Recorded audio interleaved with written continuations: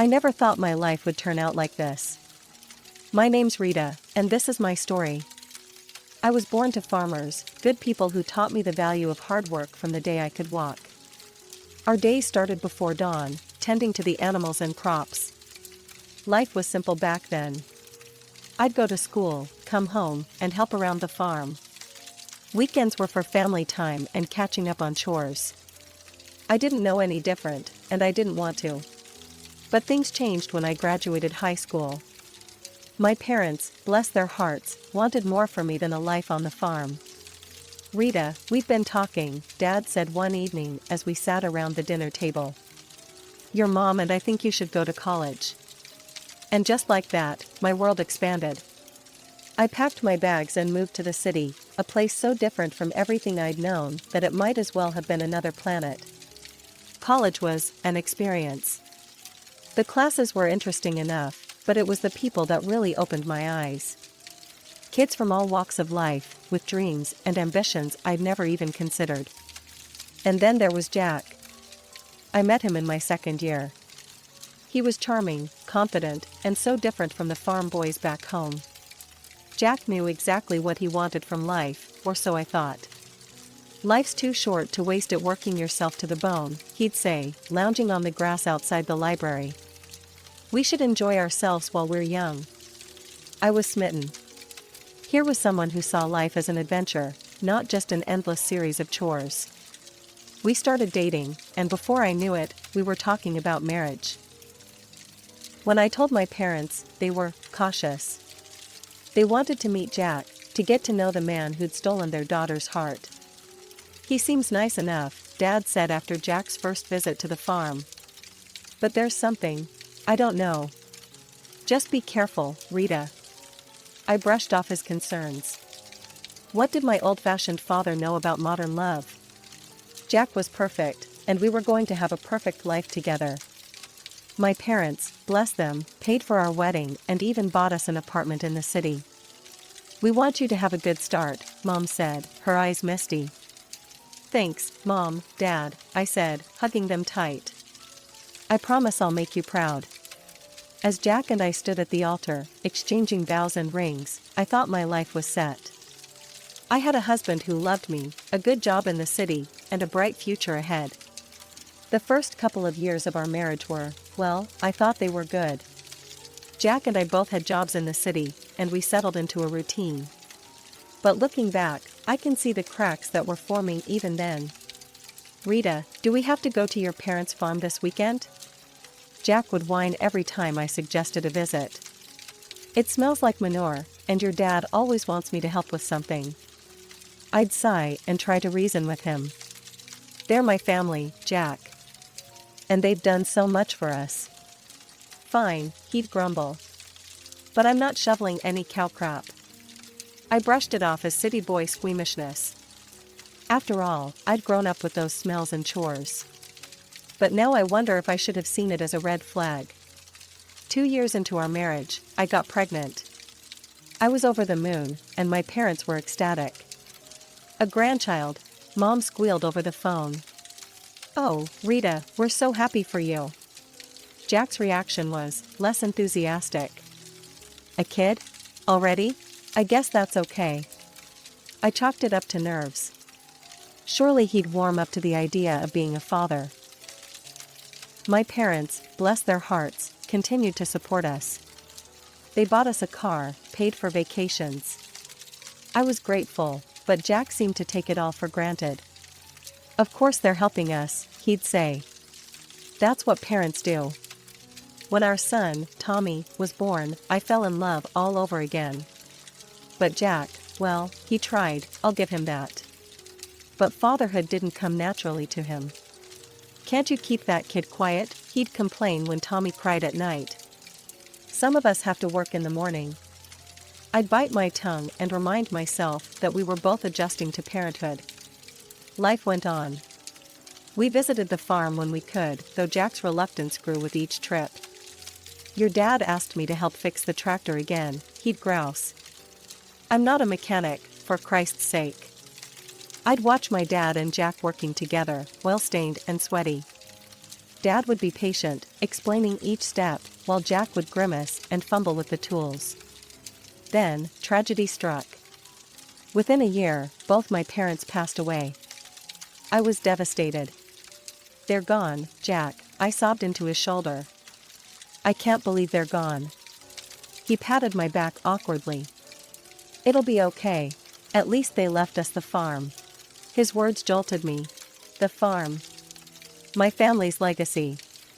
And all Jack could think about was what we'd inherited? In the midst of my grief, Jack dropped a bombshell. "We should sell the farm," he said one night over dinner. "We could buy a big house in the city. Live like kings." I wanted to argue, to fight for my family's legacy. But I was tired, worn down by grief and the demands of motherhood. And wasn't a wife supposed to support her husband's decisions? "Okay," I said quietly. "If you think it's best." And just like that, with a few signatures on some papers, my family's history was sold off to the highest bidder. The money went into our joint account, and Jack was like a kid in a candy store. "We're set for life, Rita," he crowed. "No more slaving away at work. We can do whatever we want." I nodded and smiled, trying to ignore the hollow feeling in my chest.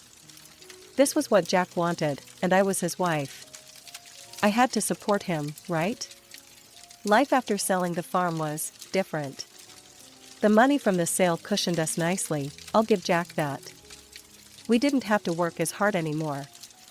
We both cut back to part-time hours, and for a while, it felt like we were living the dream. But as the years went by, I started noticing things. Jack, who'd never been a hard worker to begin with, seemed to lose all motivation. He'd quit jobs at the drop of a hat, always with some excuse. "That boss was a jerk," he'd say, or "they expected too much." "I'm not a slave, you know." I'd try to reason with him. "Jack, we can't live off the farm money forever. We need to think about our future." He'd wave me off. "Relax, Rita. We're set for life. Why work ourselves to death?" Meanwhile, our son Tommy was growing up fast. He graduated high school, then college, and before I knew it, he was working and living on his own. I was proud of him, but I missed having him around. Then one day, I was flipping through the newspaper when a name caught my eye. It was an article about a successful concrete production plant, owned by none other than Jack's uncle, Robert. "Jack," I called out, "did you see this article about your Uncle Robert?" Jack's face darkened. "I don't want to hear about that old tyrant," he snapped. I knew the story, or at least Jack's version of it. How his parents had died when he was young, leaving him in the care of his uncle. How Robert had been overbearing and controlling, trying to force Jack into the family business. He never listened to what I wanted, Jack had told me years ago. It was always about what he thought was best. So I left. Started my own life. Looking at Jack now, lounging in his robe at 2 in the afternoon, I couldn't help but wonder if there was more to the story. Maybe it's time to make peace?" I suggested gently. "It's been years, Jack. People change." Jack's reaction was explosive. "Make peace? With that control freak? No way in hell, Rita. Drop it." I let it go, but the incident left me unsettled. There was so much anger there, so much resentment. It made me wonder what else Jack was carrying around, what other parts of himself he was hiding. It was a quiet Sunday afternoon when I overheard Jack on the phone. His voice was curt, dismissive.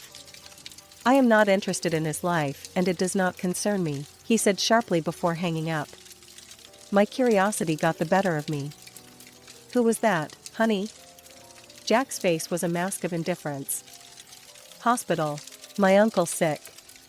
If he kicks the bucket, at least I'll finally get something out of him." I stared at him, shocked. "Jack, that's a terrible thing to say." "He raised you." "Yeah, and made my life hell," he snapped. "I'm not going to see him." End of story. As I watched Jack settle back into his armchair, remote in hand, something inside me snapped. This wasn't the man I married. This wasn't the person I thought I knew. Without a word to Jack, I went to our bedroom and called Tommy. "Hey, sweetie," I said when he picked up. "How would you feel about meeting your great uncle?" Tommy was surprised, but agreed readily. An hour later, we were walking into the hospital, my heart pounding. The ICU was a maze of beeping machines and hushed voices. And there, in a bed surrounded by monitors, lay Jack's uncle Robert. He looked small and frail, nothing like the tyrannical figure Jack had described. When we introduced ourselves, his eyes filled with tears. "Rita, Tommy," he said, his voice weak but warm. "Oh, I've wanted to meet you for so long." Over the next hour, Robert told us his side of the story. How he'd taken Jack in after his parents died, raised him as his own. "I loved that boy," Robert said, his voice cracking. "I wanted him to have everything. To carry on the family business, to have a good life. But Jack, it seemed, had other ideas. He said he didn't want the responsibility," Robert continued. "Said he didn't want to work hard like I did, staying up nights worrying about the business." I felt a sinking feeling in my stomach as Robert's words painted a picture I recognized all too well. "Jack demanded I sell the business," Robert said, shaking his head. "Wanted me to set him up with a monthly allowance, an apartment, a car.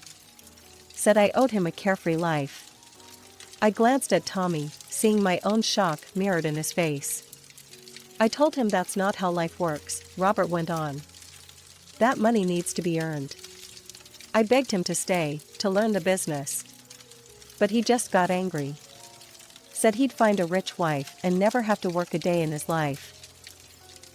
As I sat there in Uncle Robert's hospital room, memories from the past decade started flooding back. Like pieces of a puzzle finally falling into place, I saw our life together in a new, harsh light. Jack had never held a job for long. He always chose part-time work, called in sick often, took countless days off. I'd attributed it to stress, to him being a free spirit. But now I saw the truth. "Life is for pleasure, Rita," he'd always say. "Why kill ourselves working?" I felt sick to my stomach as realization dawned. Jack hadn't married me for love. He'd married me for my family's money, for the comfortable life he thought I could provide. I was just a means to an end, the rich bride he'd promised his uncle he'd find. Tears welled up in my eyes as the weight of this truth settled on me. Our whole life together, our marriage, our family, it was all built on a lie. Uncle Robert's voice pulled me from my thoughts. "I'm so sorry," he said, his voice weak. "I won't be able to leave anything to you or Tommy. I wanted to, but..." "It's okay," I said, squeezing his hand. "We don't need anything."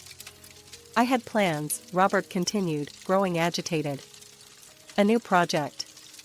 It would have changed everything. But I ran out of time." Suddenly, Robert's face contorted in pain. The machines around him started beeping urgently. "You need to leave," a nurse said, rushing in. "Now." A few days later, the call came. Uncle Robert had passed away. When I told Jack, his reaction made my blood run cold. "Finally," he exclaimed, a grin spreading across his face. "Took the old bastard long enough." I stared at him, disgusted. "Jack, he was your uncle. He raised you." He waved dismissively. Yeah. So, when's the funeral? Do we need to go to that?" In the end, Jack didn't attend. Tommy and I organized the funeral ourselves, a small, dignified affair that I hoped would have made Uncle Robert proud. While I was grieving for a man I'd barely known, my husband was at home, gleefully calculating his newfound wealth. "The factory's got to be worth at least 10 million, I heard him saying on the phone when I got home. Can you believe it? I'm rich." I watched him strut around our house, boasting about his inheritance, and felt nothing but revulsion. This wasn't the man I thought I'd married. This was a stranger wearing my husband's face. And then, things got worse. "You know, Rita," Jack said one evening, his eyes cold. "You're getting kind of old for me. I think I'm ready for an upgrade." I couldn't believe what I was hearing. "Excuse me?" He shrugged, not even bothering to look ashamed. You heard me. I'm rich now. I can do better. Over the next few weeks, Jack's behavior became increasingly erratic. He'd stay out late, coming home in the early hours reeking of booze and perfume. More than once, I spotted lipstick stains on his collar. Each time I confronted him, he'd brush me off. Mind your own business, he'd sneer. You should be grateful I come home at all. As I lay awake one night, listening to Jack stumble in at 3 a.m., I realized something had to change. I couldn't keep living like this. I deserved better. But more importantly, I needed to know the truth about everything, about Jack, about the inheritance, about the life I thought we'd built together. One morning, after another night of Jack stumbling in at dawn, I'd had enough. Where were you? I demanded, my voice shaking with anger and hurt. Jack sneered, his bloodshot eyes narrowing. None of your damn business, Rita. You should be grateful I come back at all. I recoiled as if I'd been slapped. Grateful? Is that what you think our marriage is? He ignored my question, instead fixing me with a calculating look. Say, how much is left from your parents' inheritance? We must have some savings, right? The sudden change of topic threw me off guard. What, Jack, we've spent it all. The accounts are empty. His face twisted into an ugly mask of disgust. Empty? You've got to be kidding me. He paced the room, muttering to himself. Then he turned back to me, his eyes cold. Well, I guess that's it then. I'm done here. Done with you. Before I could respond, the front door opened. Tommy walked in, his eyes widening as he took in the scene. Jack's demeanor changed instantly. He plastered on a fake smile and approached our son. Tommy, my boy. Just the person I wanted to see. I need you to sign something for me. He produced a document from his pocket, thrusting it at Tommy. It's just a formality. You're renouncing any claim to Uncle Robert's estate. Since there's no will, it all comes to me anyway. Tommy glanced at me, confusion clear on his face. But after my nod, he took the paper and signed it without hesitation. Jack's grin was triumphant as he snatched back the document. Then, as if a switch had been flipped, he turned back to me, all pretense gone. I want a divorce, he announced, his voice cold and flat. I never loved you, Rita. I just tolerated you for your parents' money. But now I'm rich. I don't need you anymore. The words hit me like physical blows. Even though I'd suspected, hearing it laid out so brutally. I'm moving to Uncle Robert's house, Jack continued, already pulling out a suitcase. Don't try to contact me. It's over. And just like that, he was gone. 30 years of marriage, packed away in a suitcase, and walked out the door. I stood there, frozen, trying to process what had just happened. It felt surreal, like a bad dream I couldn't wake up from. Mom? Tommy's voice was soft, concerned. Mom, are you okay? I turned to my son, my rock, and felt the dam break. Tears streamed down my face as Tommy wrapped his arms around me. It's okay, Mom, he murmured, holding me tight. We'll get through this. You're strong. You'll be okay. As I clung to my son, sobbing into his shoulder, a small part of me marveled at the man he'd become. Kind, compassionate, everything his father wasn't. And I realized something.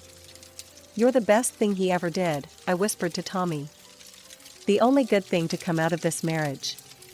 Tommy squeezed me tighter, and in that moment, I knew that no matter what happened next, I wasn't alone. I had my son, and together, we'd face whatever came our way. The weeks following Jack's departure were a blur of pain and disbelief. I tried to keep my head high, to focus on moving forward, but it wasn't easy. Especially when Jack seemed determined to flaunt his new life in my face. It started with the Facebook posts. Pictures of Uncle Robert's mansion, now Jack's new home, flooded his timeline. I tried to ignore it, to focus on healing, but then the photos changed. A young woman started appearing in them. Blonde, beautiful, barely older than our son. In one photo, Jack had his arm around her, both of them grinning at the camera. The caption made my stomach churn. "Meet my fiancé, Candy. Upgrade complete." The call started almost immediately. Friends, acquaintances, even Tommy's old school teachers. All of them asking questions I didn't want to, answer. "Rita, dear, is everything okay? We saw Jack's posts, what's going on? Are you and Jack really?" I couldn't take it anymore. The humiliation, the constant reminders of Jack's betrayal, it was too much. So I did something I never thought I'd do. I called Jack and asked to meet, after consulting with a lawyer. The day of the meeting arrived. I waited at our old favorite cafe, divorce papers in hand. Jack swaggered in, Candy on his arm. She couldn't have been more than 25, her face caked with makeup, giggling at something Jack whispered in her ear. Well, Jack sneered, pulling out a chair for Candy. "If it isn't the old ball and chain. Candy, honey, meet Rita, the starter wife." Candy gave me a pitying look that made my blood boil. But I kept my cool. "I have the divorce papers here," I said, sliding them across the table. "I'm not asking for much. Just the house. You can keep everything else." To my surprise, he picked up the pen without argument. "Fine. Have your little house. I've got bigger and better things now." He scrawled his signature across the documents. He turned to Candy, his voice sickeningly sweet. "Now I can finally be with someone I truly love. Someone worthy of me." I gathered the papers, my hands shaking slightly. As I walked out of the cafe, I heard Jack's mocking laughter behind me. But I didn't look back. I had what I came for. The next day, I filed for divorce. As I handed over the papers to the court clerk, I felt a weight lift off my shoulders. For the first time in months, I felt like I could breathe again. Life has a funny way of serving up justice when you least expect it. For me, it came in the form of a headline splashed across the local newspaper. "Local business tycoon's empire crumbles, nephew left with massive debt." It turned out that Uncle Robert had taken out an enormous loan just before his death, hoping to expand the business. He'd mentioned something about a new project during our hospital visit, but Tommy and I hadn't understood the implications at the time. Now it all made sense. I watched from afar as Jack's new life crumbled around him. He sold the factory, the mansion, the cars, everything. And still, he was left owing nearly $1 million. The cherry on top? His young bride, Candy, packed her bags and left the moment she realized Jack wasn't the wealthy catch she'd thought he was.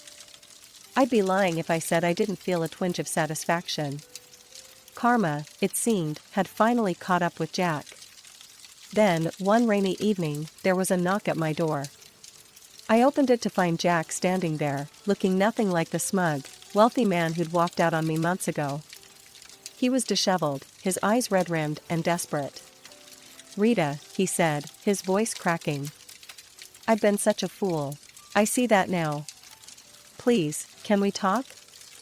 Against my better judgment, I let him in. For the next hour, I listened as Jack poured out his heart. He told me how he'd lost everything, how he'd realized what truly mattered in life. "I was wrong, Rita," he said, his eyes pleading. "So wrong. But I see now that you were the only one who ever truly cared for me.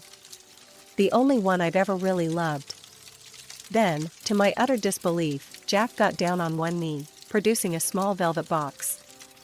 "Rita, please. Give me another chance. Marry me again. Together, we can overcome anything." For a moment, I was speechless. Then, I did something that surprised even me. I laughed. It started as a small chuckle and grew into full-blown, tears streaming down my face laughter. Jack's face fell. "What's so funny?" When I finally caught my breath, I looked him straight in the eye. "Oh, Jack. Did you really think it would be that easy? That you could treat me like garbage, throw me away, and then come crawling back when things got tough?" His expression darkened. "Now listen here," he snarled, jumping to his feet. This is my house too. I have rights. I calmly walked to the drawer where I kept our divorce papers, pulling them out and showing him his own signature. No, Jack. You don't. You signed away any claim to this house. It's mine. Now get out, or I'll call the cops. For a moment, I thought he might try to argue further. But something in my expression must have told him I meant business. Without another word, he turned and stormed out, slamming the door behind him. As soon as he was gone, I called Tommy and told him everything. My wonderful son was supportive as always. You did the right thing, Mom, he said. I'm proud of you. Those words meant more to me than he could ever know. In the weeks that followed, I made some big decisions. The house, with all its memories both good and bad, felt too big for just me. So I sold it, using the money to buy a cozy apartment in a vibrant neighborhood I'd always loved. At 60, I'm finding that life is just beginning. I've started traveling, seeing all the places Jack always promised we'd visit, but never did. I've taken up painting, joined a book club, even tried my hand at salsa dancing. Every now and then, I catch a glimpse of Jack around town. He looks older now, worn down by his mistakes and misfortunes. Life didn't turn out the way I expected. But you know what? I wouldn't have it any other way. Because now, for the first time in a long time, I'm truly, completely, happily me.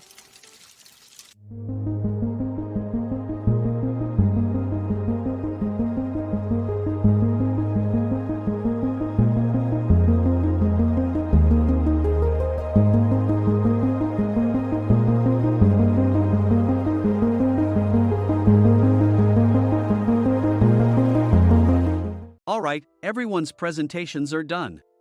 Nick, the manager, said as he tried to move the discussion forward. Excuse me, I haven't.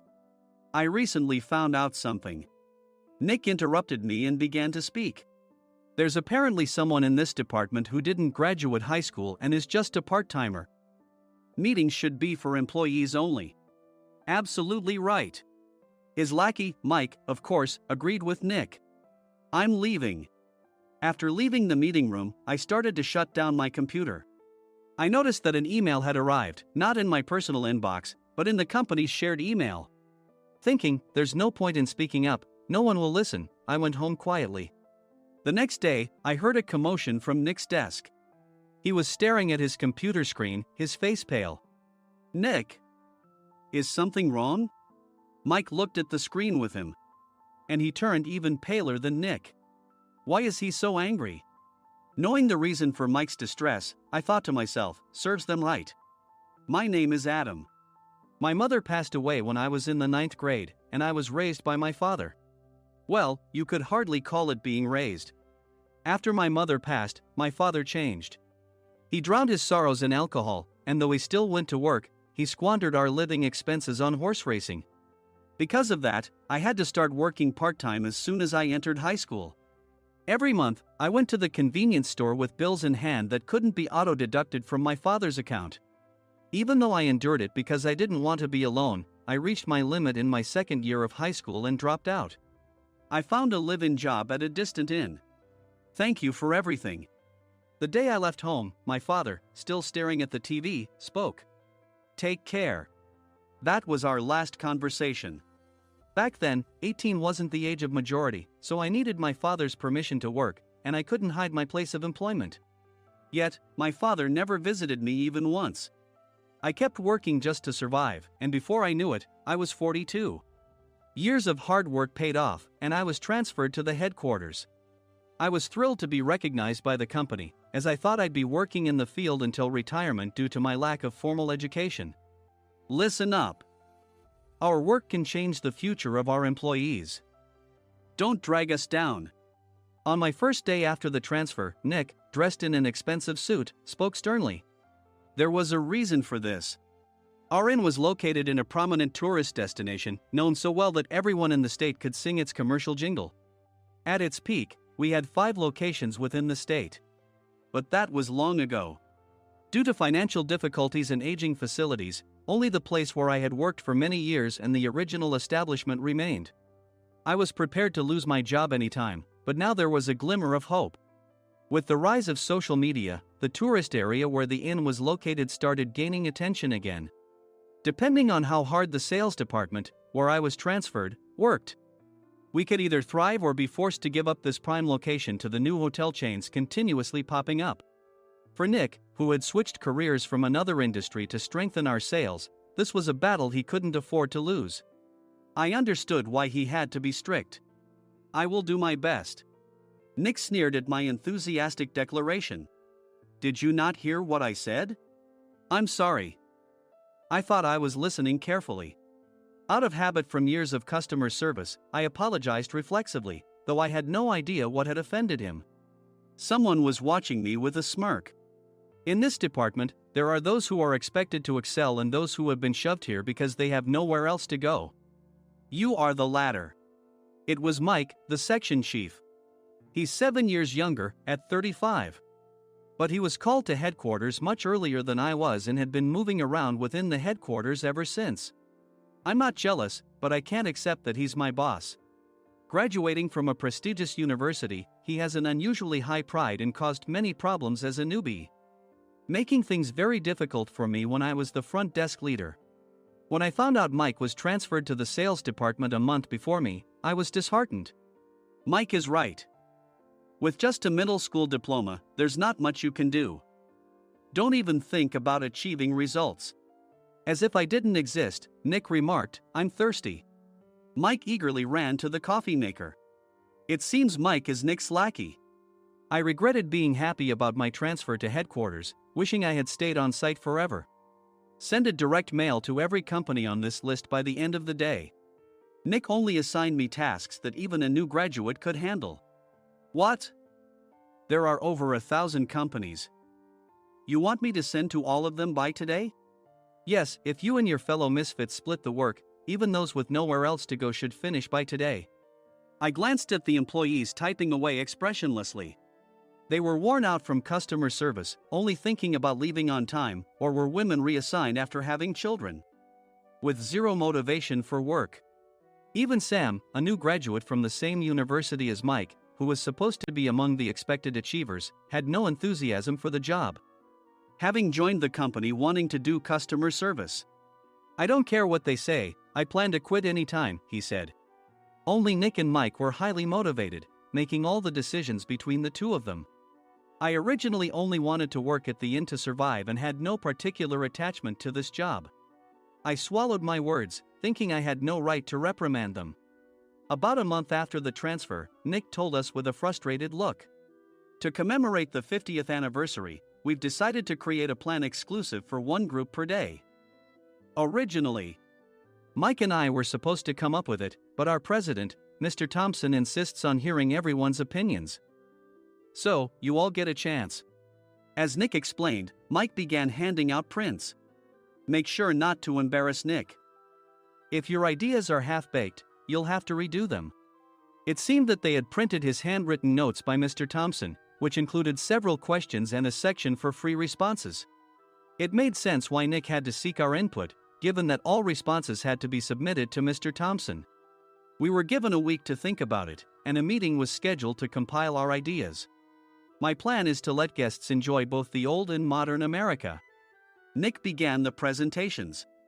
Guests would watch a master confectioner at a nearby traditional sweet shop make sweets in front of them. The welcome drink would be premium tea in a bottle. Nick's plan was certainly attractive. After his presentation, Nick called on us to present in the order we were seated. Just as I stood up for my turn. "All right, everyone's presentations are done." "Excuse me, I haven't. I recently found out something." Nick interrupted me. "There's someone in this department who didn't graduate high school and is just a part-timer." He was likely talking about me. I joined the company as a part-timer and was made a full-time employee when I turned 20. That was 20 years ago, so Nick and Mike probably had no chance to know until recently. Meetings should be for employees only. Absolutely right. After that, Nick kept creating opportunities to solicit everyone's opinions, purposefully excluding me from speaking. The meeting unexpectedly heated up and went past the scheduled end time. A few people asked to leave, and the discussion continued with the remaining few. still here? Normally, you'd leave in that situation. Though I had no attachment to the job initially, hearing kind words from customers made me want to make them happier. For someone like me, with nowhere to go, the inn was my home and customer service was my life. I felt pathetic about my current self. I'm leaving. I left the conference room and started shutting down my computer. I noticed an email had arrived, not in my personal inbox, but in the company's shared email. Thinking no one would listen to what I had to say anyway, I quietly went home. The next day, while preparing the DM as instructed, I heard a commotion from Nick's desk. In his haste to stand up, he hit his knee on the desk. He stared at his computer screen, his face pale. "Nick! What's wrong?" Mike, thinking he should be the first to rush over, approached Nick while still wearing his coat. He peered at the screen with Nick. And he turned even paler than Nick. Why is he so angry? Who is responsible for this company? Nick, more irritated than ever, asked, and Mike answered without checking. Probably Sam. Sam wasn't there because he was attending a morning training session for new hires. Nick gave up on getting angry and returned his gaze to the screen. They were looking at an email that arrived right after the end of the working day yesterday. Apparently, no one, including me, had checked it before leaving. The email was from a large company that used us for their annual employee trips. The president and executives of that company also frequently used our services personally. President of the company, Mr. Mason himself had declared that neither he nor his company would ever use our services again. Well, some companies cancel their employee trips or stop using our services due to financial struggles. Let's just move on. Mike kept wiping the sweat from his forehead with a handkerchief. Knowing why Mike was so agitated, I quietly watched their interaction. Do you know how much revenue we get from that company? We can find other guests to fill the rooms, but we'll lose the banquet costs, gift shop revenue, rental car fees, and more. Moreover, the gifts were supposed to be prepared by the traditional confectionery shop involved in Nick's proposed plan. If it's known that we incurred such a huge loss at this critical time, Nick's position in the company would be jeopardized. Nick took a deep breath, seemingly trying to calm himself. All right, Mike. Go to New York right now and apologize to Mr. Mason. What? You're coming with me, right? I have urgent work to do. I trust you, which is why I'm entrusting this to you. Please. Mike, believing Nick's sincerity, agreed with a determined look on his face, saying, yes. That's Nick for you. Even if Mike went to apologize, Nick would shift all the blame onto him if the client didn't change their mind.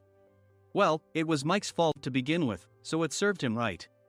About 3 hours later, Sam answered a call from somewhere and repeatedly apologized, saying, I'm very sorry. Everyone watched to see what was happening. After ending the call, he informed Nick with a weary tone. When Mike arrived at the client's company, he only made things worse, further infuriating Mr. Mason. He was demanding, get his boss here immediately. It was no wonder Sam was exhausted, dealing with such a call right after returning from training. What is that idiot doing? All right, Adam, you're coming with me. If sacrificing Mike didn't work, then I must be next. Normally, I'd want to refuse at all costs, but I saw an opportunity in this situation. If I can be of assistance, I'd be happy to join you. I obediently followed Nick, and we flew to New York. When we introduced ourselves at the reception, it became clear how serious the situation was, as the receptionist personally escorted us to the president's office. Angry voices leaked through the door, making both Nick and me uneasy. Excuse me. I'm Nick, the supervisor. I understand my subordinate has caused you trouble, and I deeply apologize. Nick, with his experience in the corporate world, knew enough to offer an apology before excuses. However, his customer service skills left much to be desired. I sighed as I saw Mike trembling like a small dog in the corner of the room. What kind of training are you giving your subordinates? Mr. Mason glared at Nick with a red face. The intensity of his gaze made even Nick take a step back. Regrettably, I joined this company only 2 years ago and was unaware of Mike's issues. I should have identified his shortcomings sooner. Indeed. I should have realized sooner. No sensible person would come to apologize and then give a lengthy presentation on the drawbacks of not using their inn. Nick froze, his mouth slightly open. Suspecting the worst, I picked up the documents that had fallen to the floor.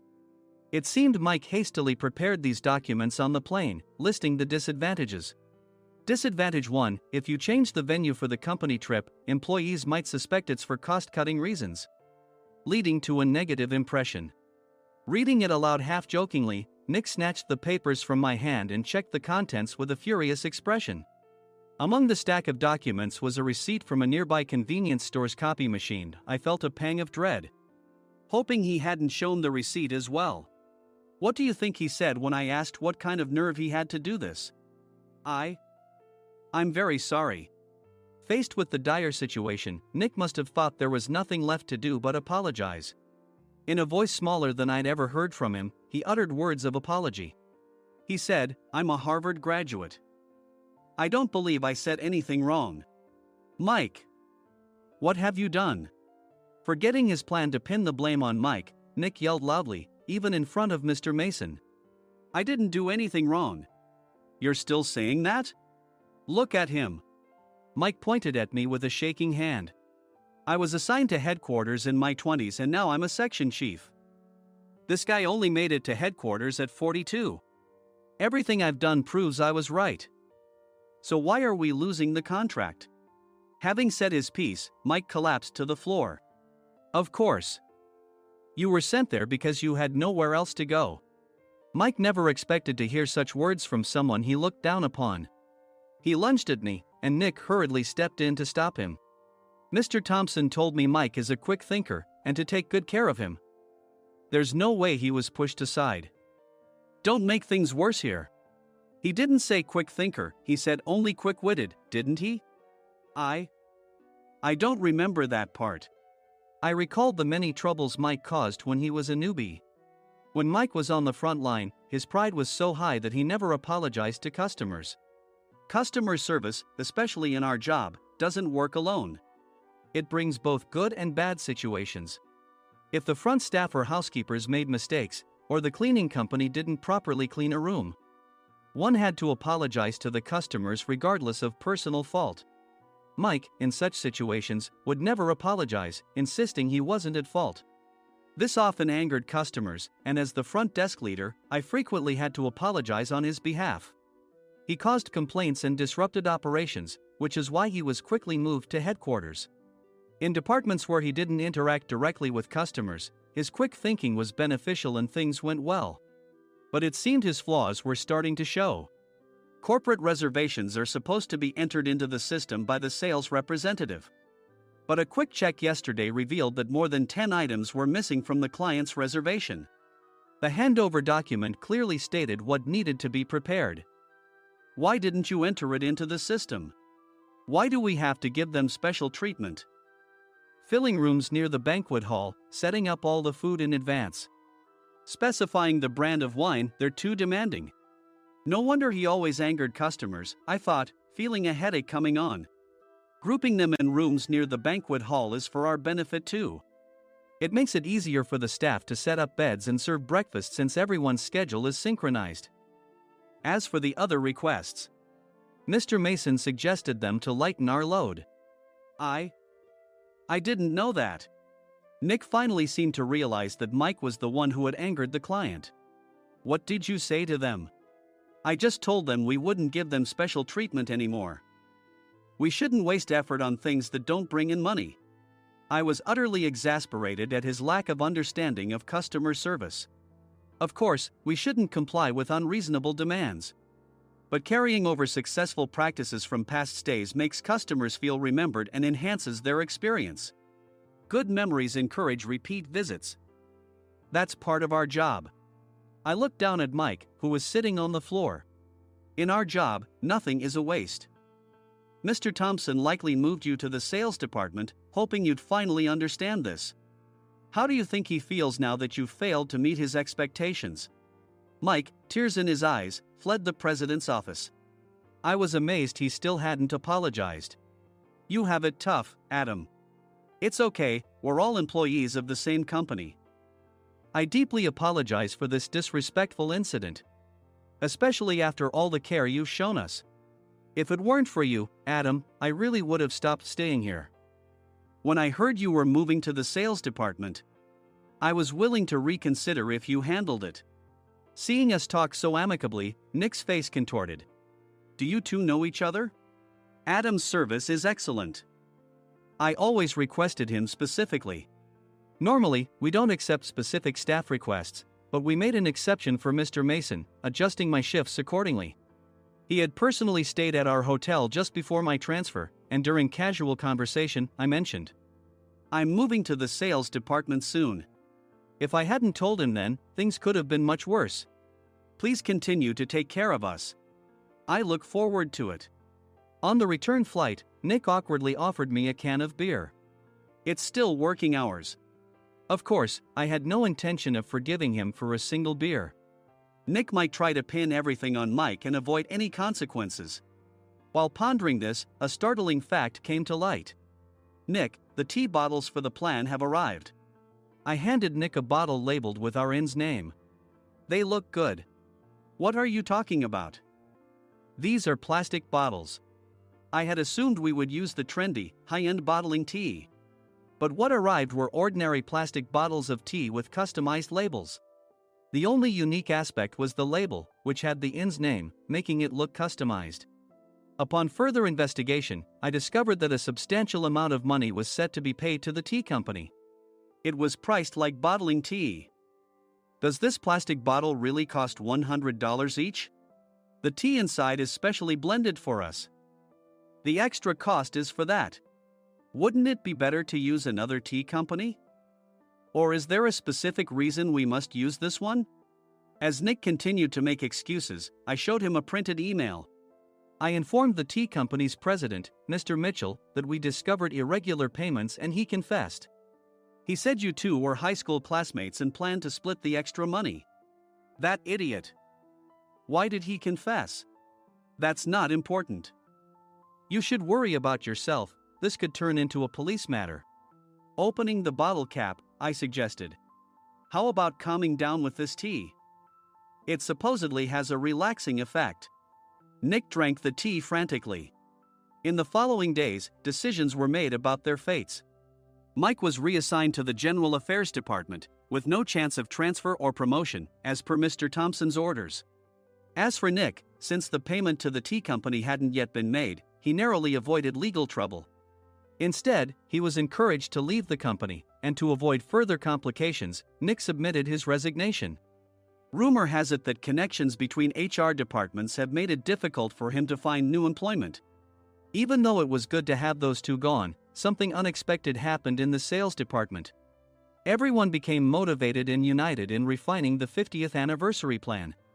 In the end, my plan was adopted. We collaborated with the Tourist Information Center to provide personalized guides. The plan, tailored to the number of guests, was truly special for the 50th anniversary. Hey, is Adam's family coming to stay?